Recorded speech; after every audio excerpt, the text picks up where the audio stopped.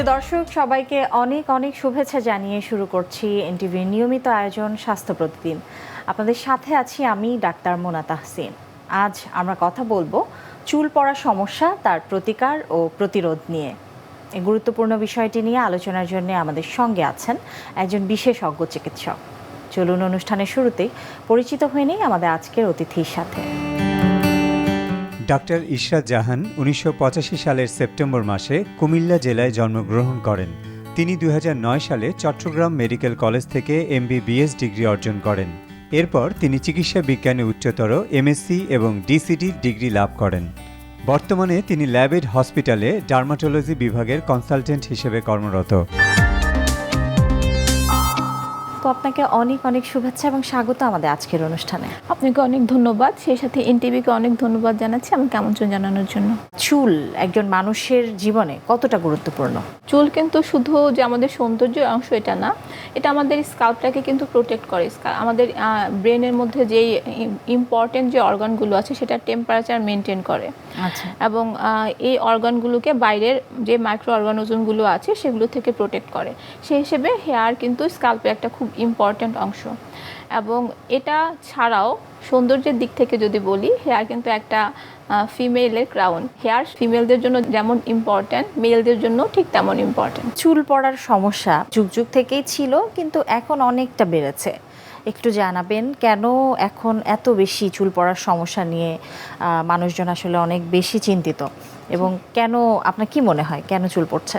একজন মানুষের প্রতিদিন কিন্তু 100 থেকে 150টা চুল পড়া স্বাভাবিক। আচ্ছা। যদি এর বেশি চুল পড়ে, যদি তার হেয়ার লাইনটা আস্তে আস্তে পিছিয়ে যেতে থাকে এবং চুলের কিছু অংশ যদি খালি হয়, তাহলে এটা তার জন্য কনসার্নিং। হেয়ার ফলের এখন ইদানিং হেয়ার ফল সবার বাড়ছে। এর প্রধান কারণ আমার মনে হয় স্ট্রেস। আমাদের লাইফস্টাইল দেখা যায় যে প্রচুর পরিমাণে আমরা স্ট্রেস নিই। এছাড়া ডায়েট, আমাদের ডায়েটটাও প্রপার ব্যালেন্স না। অনেকে দেখা যায় যে ক্রাশ ডায়েটে চলে যায়, অনেকে দেখা যায় যে খুব বেশি ফাস্ট ফুডের জন্য হ্যাবিট থাকে। তো প্রপার একটা ব্যালেন্স ডায়েটে আমরা নাই। এছাড়া বেশ কিছু হরমোনাল প্রবলেম যেমন PCOS, থাইরয়েড, এগুলো থেকে কিন্তু হেয়ার ফল হয়। আচ্ছা। এরপর যেটা বলা যায় যে হেয়ারে আমরা এখন অনেক বেশি টর্চার করি, হেয়ারের বিভিন্ন রকম হেয়ারে কেমিক্যাল ব্যবহার করি। সো কেমিক্যাল ইনডিউসড হেয়ার ফলটাও এখন অনেক বেশি।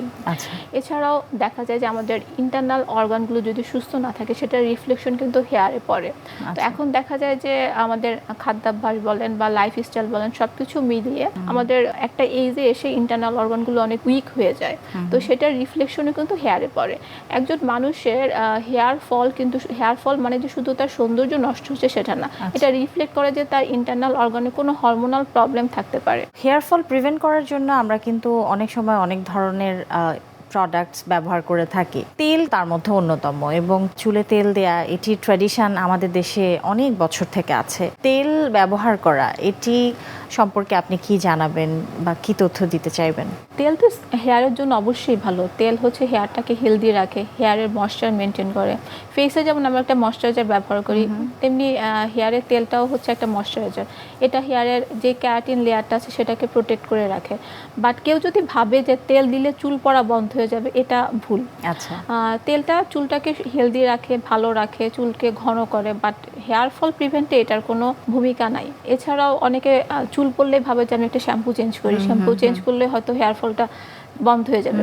বাট শ্যাম্পু কিন্তু একটা ডিটারজেন্ট, এটা জাস্ট চুলটাকে ক্লিন করে। তো এটা কিন্তু স্কাল্পের ইনার নিউট্রিশন দেওয়া বা হেয়ার ফল প্রিভেন্টে কোনো ভূমিকা রাখে না। কি ধরনের খাদ্যাভ্যাস আমাদের চুলের জন্য ভালো বলে আপনি মনে করেন? আগে যেটা আমাদের একটা ব্যালেন্স ডায়েটে থাকতে হবে। খুব বেশি ক্রাশ ডায়েটে যাওয়া যাবে না, আবার খুব বেশি ফাস্ট ফুডের দিকেও যাওয়া যাবে না। ব্যালেন্স ডায়েটের ক্ষেত্রে চুল পড়ার ক্ষেত্রে যে খাবারগুলি খুবই ইম্পর্ট্যান্ট, যেমন ডেইলি খাবারের রুটিনের মধ্যে প্রোটিন জাতীয় খাবার যেমন ডিম, দুধ, এগুলো থাকতে হবে। এছাড়া ভেজিটেবলসের মধ্যে গাজর, তারপর হচ্ছে যে সবুজ শাকসবজিগুলো, ওগুলো থাকতে হবে। এবং চুলের জন্য সবচেয়ে ভালো বলা হয় হচ্ছে ছোলা জাতীয় যে খাবারগুলো আছে, বাদাম এবং ছোলা জাতীয় খাবার, এগুলো যদি প্রতিদিন খাওয়া যায় তাহলে কিন্তু হেয়ার ফল অনেকটা কমে। প্রেগনেন্সির সময় কিন্তু অনেক মহিলারাই কমপ্লেইন করেন যে মায়েদের চুল পড়ে যাচ্ছে ডিউরিং প্রেগনেন্সি। তো পোস্টপার্টাম পিরিয়ডে বা আফটার ডেলিভারি এটি কি আসলে রিগেইন হয় কিনা বা আপনি কি দেখেছেন? প্রেগনেন্সিতে তো একটা আমাদের হরমোনাল ইমব্যালেন্স আসে, বা প্রেগনেন্সি পুরাটা পিরিয়ডই হচ্ছে মেয়েদের একটা হরমোনাল চেঞ্জ আসে।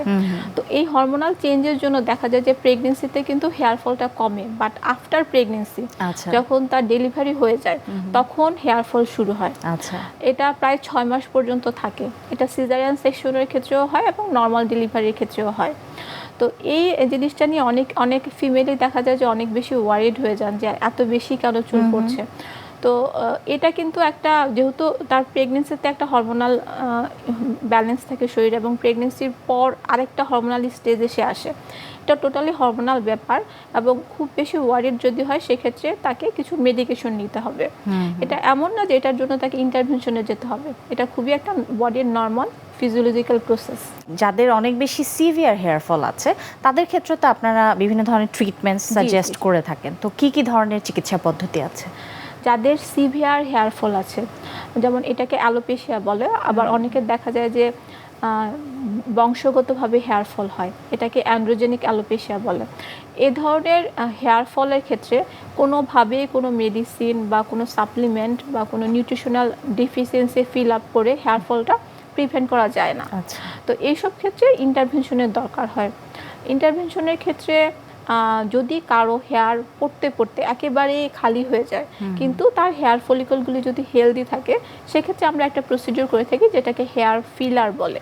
আচ্ছা তো এক্ষেত্রে দেখা যায় যে আমরা হাইলোরনিক অ্যাসিড জাতীয় যেই নিউট্রিশনগুলো আছে সেগুলোকে তার হেয়ার ফলিকলগুলোর মধ্যে দেই, যাতে হেয়ার ফলিকলগুলো আরও হেলদি হয় এবং হেয়ারের গ্রোয়িং স্টেজে যায়। যাদের হচ্ছে এক্সেসিভ হেয়ার ফল হয়েই যাচ্ছে তাদের ক্ষেত্রে পিআরপি, পিআরএফ, এক্সোজোম এই প্রসিডিউরগুলি করে থাকি, যেটা হচ্ছে আপনার হেয়ার ফল প্রিভেন্টে অনেকটাই ভালো কাজ করে এবং নিউ হেয়ার রিগ্রোথ করে। চুলের ক্ষেত্রে এই প্রক্রিয়াগুলো কি? পিআরপি যে প্রসিডিউরটা সেটা হচ্ছে একজন পেশেন্টের বডি থেকে ব্লাড কালেক্ট করা হয় এবং ব্লাড কালেক্ট করে তার যেই প্লাজমাটা আমরা পাই সেটা থেকে গ্রোথ ফ্যাক্টর নেওয়া হয় এবং এটাই হচ্ছে হেয়ার ফলিকলে ইনজেক্ট করা হয়। আচ্ছা তো এতে যেটা হয় যে হেয়ার ফলিকলগুলো, যেটা হেয়ারের যেই সাইকেল আছে সাইকেলের মধ্যে এটা শুধু শেডিং ফেজে থাকে অনেকের, যাদের অ্যালোপেশিয়া আছে। আচ্ছা তো এই শেডিং ফেজটাকে আমরা রিভার্স করে গ্রোয়িং ফেজে আনি, যাতে তার হেয়ারটা রিগ্রোথ হয় এবং হেয়ার ফলটাও প্রিভেন্ট হয়। তো এক্সোজোমের ক্ষেত্রেও ঠিক সেম এবং পিআরএফও ঠিক সেম মেকানিজমেই কাজ করে, কিন্তু তিনটা প্রসিডিউর মধ্যে যে ডিফারেন্স সেটা হচ্ছে যে পিআরএফ, একটা পিআরএফই 3টা পিআরপির সমান কাজ করবে এবং একটা এক্সোজোম প্রায় 6টা পিআরপির সমান কাজ করে। এর কারণ হচ্ছে এক্সোজোম কিন্তু সরাসরি আমাদের ডিএনএকে স্টিমুলেট করে। পিআরএফ বলতে আসলে কি বোঝায় বা এখানে কি করা হয়? পিআরএফটা হচ্ছে প্লাটিলেট রিচড ফাইব্রিন, এটার মধ্যে অনেক বেশি গ্রোথ ফ্যাক্টর থাকে যেটা পিআরপিতে থাকে না। পিআরএফে ব্লাড যেটা কালেক্ট করা হয় এটা পিআরপির চাইতে প্রায় 3 থেকে 4 গুণ পরিমাণ সেন্ট্রিফিউজ করা হয়। মানে পিআরএফ এর সেন্ট্রিফিউজ মেশিনটা টোটালি আলাদা।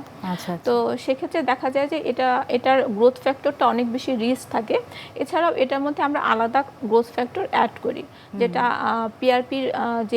পিআরপির যে কার্যকারিতা সেটাকে অনেক গুণ বাড়িয়ে দেয়। সেশনের ক্ষেত্রে অনেকেই ভয় পান যে আসলে বারবার যেতে হবে, তো এক্ষেত্রে সেশনের কোনো ডিফারেন্স আছে কিনা? হ্যাঁ, সেশনের তো অবশ্যই ডিফারেন্স আছে। যেমন পিআরপি যেখানে 10 থেকে 12টা সেশন লাগে, সেক্ষেত্রে পিআরএফ এর ক্ষেত্রে 6টা সেশনে হয়ে যাবে এবং এক্সোজোমের ক্ষেত্রে 3টা সেশনে হয়ে যাবে। তবে সেশন ছাড়াও আরেকটা ব্যাপার আছে যে যাদের এক্সট্রিম হেয়ার ফল এবং পিআরপিতে দেখা যায় যে সে বছরের পর বছর পিআরপি নিয়েই যাচ্ছে কিন্তু তার হেয়ার ফল যাচ্ছে না, তাদের ক্ষেত্রে কিন্তু এক্সোজোম খুবই কার্যকর। তো হেয়ার ফলের কোয়ান্টিটিটাও দেখতে হবে এবং কারণটাও দেখতে হবে। যদি জেনেটিক হেয়ার ফল হয়, তার হরমোনাল ইস্যু থাকে যেমন পিসিওএস, থাইরয়েড থাকে, এসব ক্ষেত্রে কিন্তু পিআরপি করলেও দেখা যায় যে খুব একটা রিমার্কেবল যে চেঞ্জ পাওয়া যায় ওইরকম না, অনেক পিআরপি নিতে হয়, এতটা ধৈর্য আসলে পেশেন্টদের থাকে না, তাছাড়া আর সময়ও থাকে না। তো সেক্ষেত্রে দেখা যায় যে শর্ট যদি কোনো প্রসিডিউর চায় এক্সোজোমটা নিতে পারে। তো এক্সোজোমটা কি এক্ষেত্রে হেয়ার ফলিকলে ইনজেক্ট করা হয়? এক্সোজোমটাও হেয়ার ফলিকলে ইনজেক্ট করা হয়, তবে ইনজেক্টেবল প্রসিডিউর শুনে অনেকেই ভয় পায়। তো দর্শকদের উদ্দেশ্যে বলছি যে এই প্রসিডিউরগুলোতে কিন্তু আমরা লোকাল অ্যানেস্থেটিক ক্রিম ব্যবহার করে নেই, প্রসিডিউরগুলো কিন্তু পেইনলেস এবং কোনো রকম সাইড ইফেক্ট বিহীন প্রসিডিউর। তারপরেও যারা ইনজেকশনে ভয় পায় আসলে তাদের জন্য আপনি কি বলবেন? যারা ইনজেকশনে ভয় পায় তাদের জন্য বলবো যে আপনি অবশ্যই এক্সপেরিয়েন্স হ্যান্ডে যে কোনো ইনজেক্টেবল প্রসিডিউর নেবেন। এখন দেখা যায় যে অনেক নন মেডিকেল পার্সনও ইনজেক্টেবল প্রসিডিওর করছে, সেক্ষেত্রে অবশ্যই সাইড এফেক্টের সম্ভাবনা থাকে। কারণ আমাদের স্কাল্প কিন্তু খুবই সেনসিটিভ, স্কাল্পের মধ্যে অনেক ভেইন থাকে। তবে পিআরপি যে সিরামটা, এটা কিন্তু একেবারে স্কিনের সুপারফিশিয়াল লেয়ারে দেওয়া হয়, এখানে কিন্তু কোনো ভেইন বা কোনো নার্ভ এগুলোতে টাচ করারও কোনো সুযোগ নেই যদি আপনি এক্সপিরিয়েন্সড হ্যান্ডে করেন। আর যেহেতু প্রসিডিওরগুলো একেবারেই লোকাল অ্যানেস্থেটিক ক্রিম দিয়ে করা হয়, সেক্ষেত্রে কিন্তু ব্যথা পাওয়ারও তেমন একটা সুযোগ নেই। আর ইনজেক্টেবল প্রসিডিওর আমরা এনকারেজ করি এই জন্য যে আপনি একটা মেডিসিন খেলে যতটা না কাজ করবে, ইনজেক্টেবল প্রসিডিওর যেহেতু সরাসরি আপনার স্কাল্পে দেওয়া হয়, এটা কিন্তু তার চাইতে অনেক বেশি দ্রুত কাজ করবে। এবং যারা হেয়ার ফলের সমস্যা নিয়ে আসেন তারা কিন্তু অনেক সিভিয়ার পর্যায়ে গেলেই আসেন, তাদের একেবারে স্কাল্প খালি হলেই আসেন। তো এর চাইতে এটা যদি স্লোলি কাজ করে বা মেডিকেশনের মাধ্যমে যখন আমরা হেয়ার ফলটাকে প্রিভেন্ট করতে যাই, দেখা যায় যে ততদিনে তার স্কাল্প একেবারে খালি হয়ে যায় এবং সে হেয়ার ট্রান্সপ্লান্ট করার পর্যায়ে চলে আসে। আচ্ছা, তো সেটাই জানতে চাইবো, অনেকেই এক্সপেক্ট করেন যে একেবারে মাথা হয়তো খালি হয়ে গিয়েছে, অল্প কিছু চুল টেম্পোরাল অক্সিপিটাল রিজিয়নে আছে, তো তারা এক্সপেক্ট করে যে আসলে এই ধরনের মিনিমাল ইনভেসিভ প্রসিজার্স দিয়ে একেবারে মাথা ভরে দেওয়া যাবে চুল দিয়ে, তো এটি কতটা যুক্তিযুক্ত? যাদের স্কাল্প একেবারে চকচকে টাক, কোনো হেয়ার ফলিকল নেই, তাদের ক্ষেত্রে এই প্রসিডিউরগুলো একটাও কাজ করবে না, কারণ তাদের তো হেয়ার ফলিকলই নেই। আর যাদের ক্ষেত্রে হেয়ার ফলিকল এখনো অবশিষ্ট রয়ে গেছে, তাদের ক্ষেত্রে এই প্রসিডিউরগুলো শুধু কাজ করবে। আর যাদের হচ্ছে হেয়ার ফলিকল নাই, একেবারে ডিমিনিশড হয়ে গেছে এবং মাথাটা একেবারে চকচকেটা, তাদের জন্য অবশ্যই হেয়ার ট্রান্সপ্লান্ট করতে হবে যদি সে মাথা ভর্তি চুল চায়। তবে হেয়ার ট্রান্সপ্লান্টের যে হেয়ারটা, এটাও কিন্তু দেখা যায় যে উঠতে অনেক সময় লাগে। হেয়ার ট্রান্সপ্লান্টের হেয়ার কিন্তু সাথে সাথে উঠে না, হেয়ার ট্রান্সপ্লান্টে কিন্তু হেয়ার ফলিকলগুলো পিছন থেকে সামনে বা যে অংশে চুল অলরেডি আছে ওই অংশে হেয়ার ফলিকলটা দেওয়া হয়। তো সেক্ষেত্রে দেখা যায় যে যদি সেই হেয়ার ফলিকলটার প্রপার কেয়ার না নেয়, তাহলে দেখা যায় যে হেয়ার ট্রান্সপ্লান্টের পরও সেই রকম হেলদি হেয়ার আসে না। এছাড়াও যাদের হরমোনাল সমস্যা আছে বা জেনেটিক সমস্যা আছে, তাদের হেয়ার ট্রান্সপ্লান্টের পরও কিন্তু কন্টিনিউয়াস ট্রিটমেন্ট নিয়ে যেতে হয় বা কন্টিনিউয়াস ডাক্তারের সুপারভিশনে থাকতে হয়। একবার আসলে চিকিৎসায় গিয়ে অল্প কিছু সেশন নিয়ে আবার আগের লাইফস্টাইলে ফিরে যান, কিংবা যে মেনটেনেন্স, সেটি কিন্তু অনেকে অনীহা করেন বা ফলো আপ, এটি কি গুরুত্বপূর্ণ কিনা? জি, এই জিনিসটাই হচ্ছে আমাদের সমস্যা। একবার হেয়ার ফল বন্ধ হয়ে গেলে দেখা যায় যে আবার সে আগের লাইফস্টাইলে চলে যায়। তো যে কোনো ধরনের স্কিন বলেন বা হেয়ার বলেন, যে কোনো ধরনের এই ট্রিটমেন্টগুলো কিন্তু অনেক দীর্ঘমেয়াদী হয়ে থাকে এবং এটা একটা কন্টিনিউয়াস ফলো আপ লাগে। একবার পিআরপি, পিআরএফ এগুলো করার পর যখন হেয়ার ফলটা বন্ধ হয়ে যায়, তখন তাকে অবশ্যই একটা মেনটেনেন্স সাপ্লিমেন্টে থাকতে হবে, যেটা ডার্মাটোলজিস্ট তাকে সাজেস্ট করবে।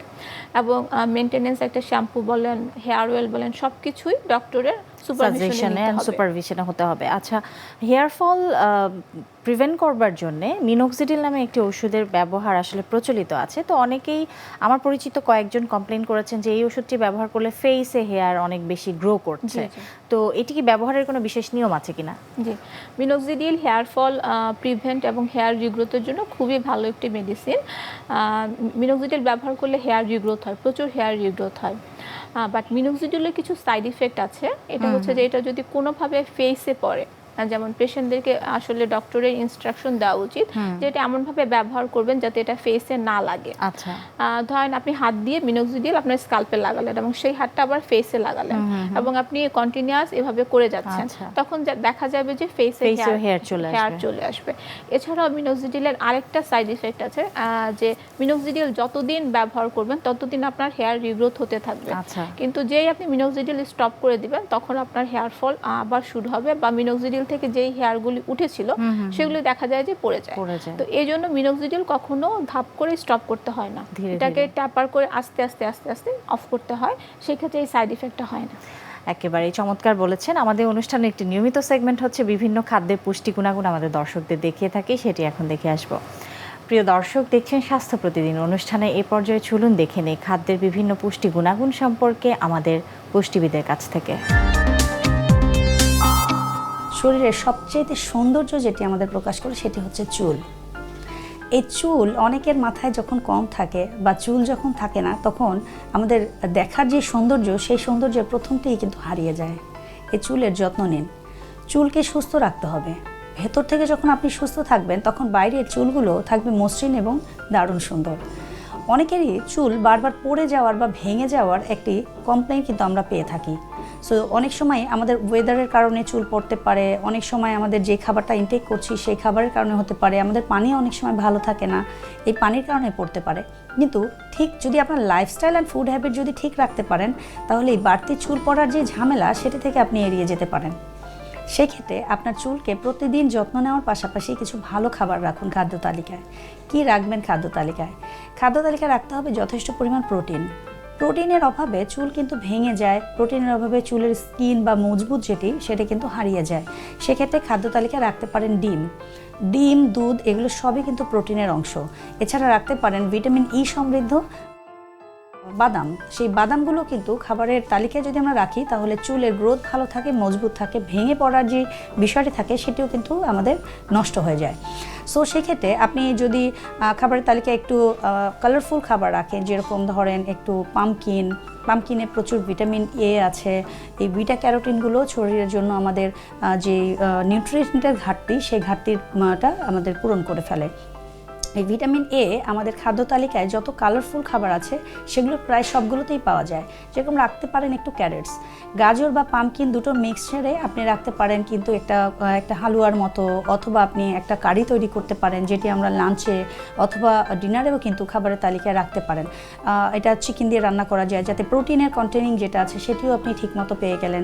সকালবেলা একটা রুটির সাথে আপনি সবজি যে ভাজি করি আমরা অনেক সময়, তার সাথে যদি একটু ক্যারটস দিয়ে দিই, একটু মিক্সড ভেজিটেবল, সেটি কিন্তু আপনার চুলের যত্ন এবং আপনার যে অ্যান্টিঅক্সিডেন্টের যে ঘাটতি দুটোই কিন্তু ফিল আপ করে দিবে। খাবারের তালিকায় অবশ্যই রাখতে হবে জিঙ্ক এবং আয়রনের অভাবেও কিন্তু আমাদের চুলের অনেক সময় অসুবিধাগুলো তৈরি হয়। জিঙ্ক বা আয়রন আমাদের খাদ্য তালিকায় যদি একটু লাল মাংস অথবা একটু কলিজা এই ধরনের খাবারগুলো রাখেন, সেক্ষেত্রেও কিন্তু আপনার চুলের জন্য বাড়তি যে ঝামেলা সেই ঝামেলাটা অনেক ক্ষেত্রে পূরণ হয়ে যাবে।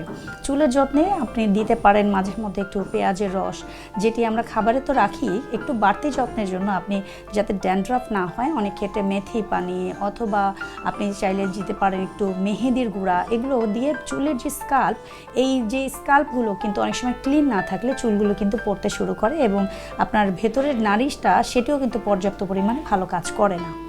সো যদি খাবারের তালিকাটাকে একটু ব্যালেন্স করা যায়, রাতের ঘুম যদি ভালোভাবে করা যায় এবং আপনি যদি স্ট্রেসটা একটু কমিয়ে ফেলতে পারেন, তাহলে কিন্তু আপনার সুস্থতার জন্য বাড়তি যে ঝামেলাটা, যে চুলের যেই যত্ন নেওয়াটা, এটি কিন্তু প্রপার ওয়েতে আসতে পারে। একেবারে অনুষ্ঠানের শেষ পর্যায়ে আছি। সব শেষে আমাদের দর্শকদের জন্য আপনার বিশেষ কোনো পরামর্শ আছে কিনা? আপনার হেয়ার ফল শুধুমাত্র আপনার সৌন্দর্যের অংশ নয়, আপনার হেয়ার ফল কিন্তু ইন্ডিকেট করে আপনার হরমোনাল ইমব্যালেন্স, আপনার ইন্টারনাল অর্গানের অবস্থা। তাই যে কোনো ধরনের হেয়ার ফল হলে অবশ্যই ডার্মাটোলজিস্টের শরণাপন্ন হবেন এবং কারণ বুঝে চিকিৎসা নেবেন। অনেক ধন্যবাদ আমাদের অনুষ্ঠানে আসবার জন্য এবং আমাদেরকে এত গুরুত্বপূর্ণ কিছু তথ্য দেবার জন্য। যে আপনাকে অনেক ধন্যবাদ, সেই সাথে দর্শকদেরকে অনেক ধন্যবাদ অনুষ্ঠানটি দেখার জন্য। প্রিয় দর্শক, এতক্ষণ দেখছিলেন স্বাস্থ্য প্রতিদিন। কথা হচ্ছিল চুল পড়া সমস্যা, তার প্রতিকার ও প্রতিরোধ নিয়ে। আশা করছি আমাদের আজকের এই আলোচনা আপনাদের অনেক ভালো লেগেছে। চলুন এই পর্যায়ে দেখে নেই কি থাকছে আগামী পর্বে স্বাস্থ্য প্রতিদিন অনুষ্ঠানে। লিভারের নিজস্ব কিছু চর্বি থাকবে, সেটিতে দোষের কিছু নাই, এবং স্বাভাবিক মাত্রা হলো টোটাল ওয়েটের 5% প্যারামিটার। এই 5% থেকে বাড়তে বাড়তে অনেক পর্যন্ত যেতে পারে। তাহলে এই যখন অতিরিক্ত চর্বি লিভারে জমে গেল, এইটাকেই আমরা বলছি, এই যে 5% বর্ডার, এর থেকে বাড়লে পারেই তাকে আমরা বলছি ফ্যাটি লিভার। বিশ্বের যে কোনো প্রান্ত থেকে যে কোনো সময় আপনাদের প্রিয় অনুষ্ঠান স্বাস্থ্য প্রতিদিন দেখতে ভিজিট করুন আমাদের পূর্ণাঙ্গ ওয়েব পোর্টাল www.ntvbd.com এ। এছাড়াও এনটিভির জনপ্রিয় সব অনুষ্ঠান ও খবরের আপডেট পেতে ভিজিট করুন আমাদের ইউটিউব ও ভেরিফাইড ফেসবুক পেজে। আজ এখানে বিদায় নিচ্ছি, আবারও দেখা হবে। সে পর্যন্ত সবাই ভালো থাকুন, সুস্থ থাকুন এবং নিরাপদে থাকুন। আল্লাহ হাফেজ।